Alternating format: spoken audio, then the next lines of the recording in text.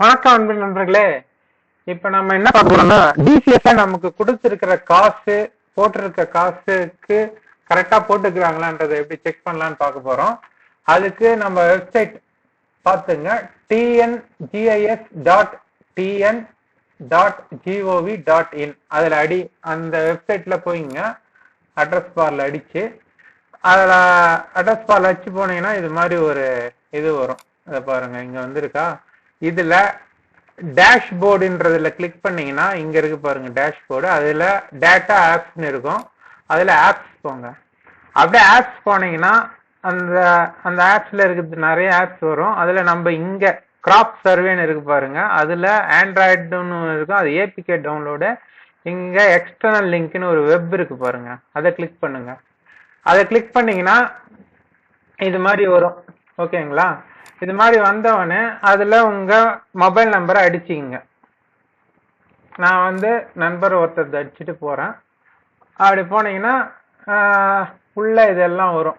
அதுல நீங்க மேப் வியூன்னு இந்த லெஃப்ட் சைட்ல இருக்கிறதுல மேப் வியூ கிளிக் பண்ணுங்க. இது மாதிரி மேப் நாட் ஃபவுண்ட் அது மாதிரிலாம் வரும், போயிடும். அதுல இங்க சர்வே நம்பர் வைஸ் அப்படின்னு இங்க இருக்கு பாருங்க, அது கீழே எக்ஸல் இருக்கு பாருங்க. அதை கிளிக் பண்ணுங்க. கிளிக் பண்ணீங்கன்னா உங்களுக்கு டவுன்லோட் ஆயிடும்.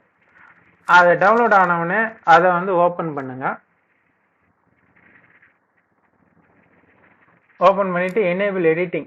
எப்பவுமே நெட்ல இருந்து டவுன்லோட் பண்ணா சில நேரத்தை அது கேட்கும், செக்யூரிட்டிஸ் இருங்க. அது எனேபிள் எடிட்டிங் கொடுத்துட்டு ஃபர்ஸ்ட் ரோ இருக்கு இல்லையா, அதை டெலீட் பண்ணீங்க. இதுல ஸ்டேட்டஸ் அப்படின்னு அடிச்சிங்க,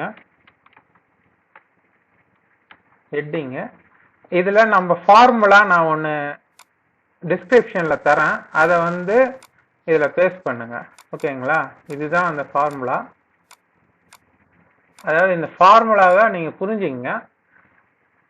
D1ன்றது டோட்டல் சப்டிவிஷன் நம்பரு, அதாவது பி காலம், சி காலம் கம்ப்ளீட்டடு, டி காலம் பெண்டிங்.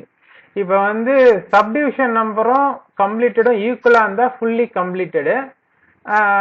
சப்டிவிஷன் நம்பரை விட கம்ப்ளீட்டட்ல ஒன்னு கம்மியா இருந்தா அது கம்ப்ளீட்டடு.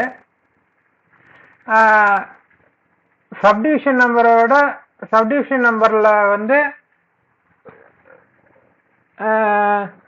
அதாவது கம்ப்ளீட்டட்ல ஒன்னுக்கு மேல எவ்வளவு இருந்தாலும் அது பார்ஷியலி கம்ப்ளீட்டடு.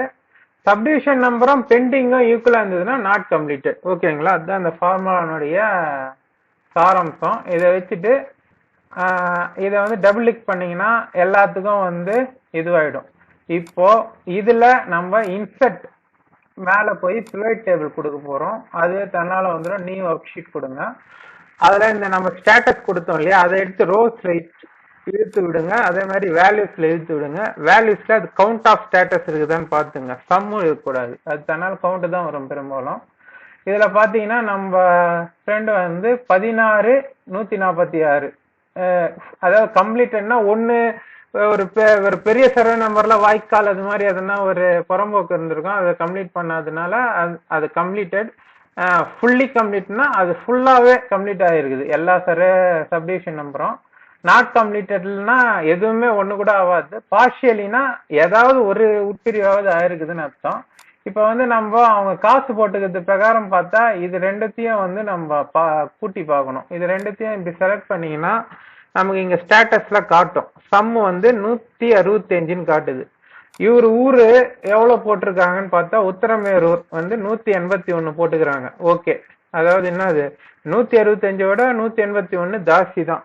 அதனால இது ஒன்னும் பிரச்சனை இல்லை. எப்பவுமே இது ரெண்டுத்தையும் நீங்க கூட்டி பாக்குறத விட உங்களுக்கு போட்டுக்கிற காசு ரொம்ப கம்மியா இருக்கு அப்படின்னா அது அதுக்கப்புறமா தான் நீங்க எந்த சப்டிவிஷன்லாம் போடாம இருக்கிறீங்கன்றதெல்லாம் பார்க்கணும். இதுல என்னன்னா வேற எதனா ஒரு ஃபுல் சர்வே நம்பர்ல கூட 2 புறம்போக்கு இருந்திருக்கும். அதனால அதெல்லாமும் கம்ப்ளீட் ஆயிருக்கிறதுனால தான் இப்ப இவருக்கு 16 எக்ஸ்ட்ரா இருக்கு. அது மாதிரி இதை செக் பண்ணீங்க. நன்றி, வணக்கம்.